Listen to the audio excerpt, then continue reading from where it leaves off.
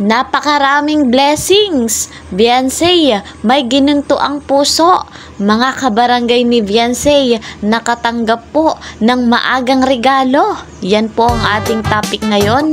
Isang mapagpalang araw at gabi sa inyong lahat, saan mang sulok ng mundo. Napakaswerte po ng ating Bibi Beyonce at napakabuti ng kanyang puso.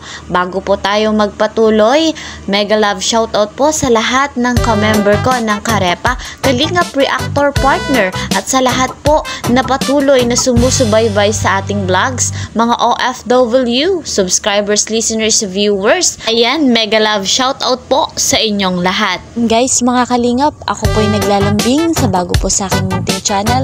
Please po subscribe, like and share, at huwag niyo pong kakalimutan i-click ang notification bell para lagi po kayong updated sa aking mga uploaded na videos. Gayon din naman, patuloy po nating suportahan na Kuya Val Santos Matubang at Kalingap Rab. Sa bago pa po sa kanilang channel, please po subscribe at makikita ninyo napakabuti ng kanilang puso. At kapag pinapanood nyo na po yung kanilang videos, huwag nyo pong skip yung ads sapagkat malaking tulong iyon para po sa kanila pang matutulungan. Ayan guys, dito na po tayo sa ating topic. Napakarami pong blessings. Beyonce, may gininto ang puso. Dahil po dyan, maagang nakatanggap ng regalo ang mga kabarangay ni Beyonce. Panoorin po natin ito. Syempre po, credit to the owner of this video, Nathan Cute Vlog. Panoorin po natin ito.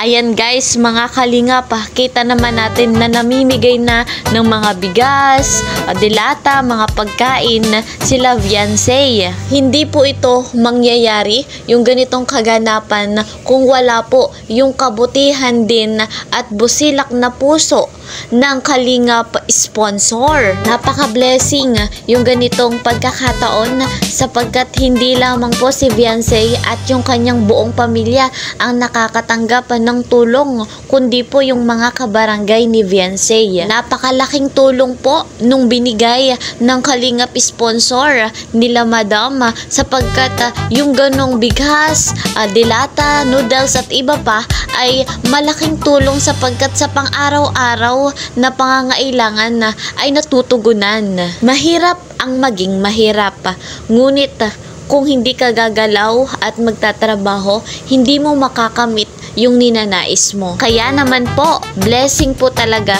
yung ganitong tulong na dumating sa kabarangay ni Beyonce. Lubos po tayong nagpapasalamat sa ganitong klaseng tao, Kalingap sponsor, sila Madam, sapagkat hindi nila iniisip yung pansarili lamang nila.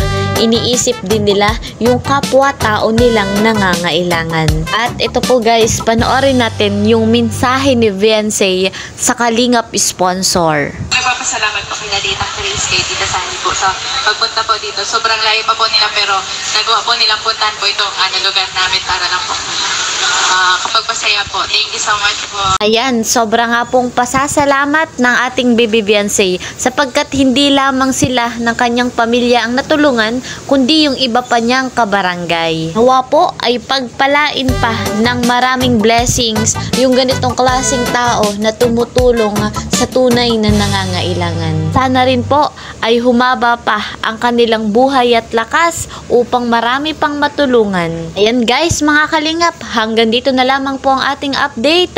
Ingat po kayo palagi. See you po sa next vlog. Bye-bye!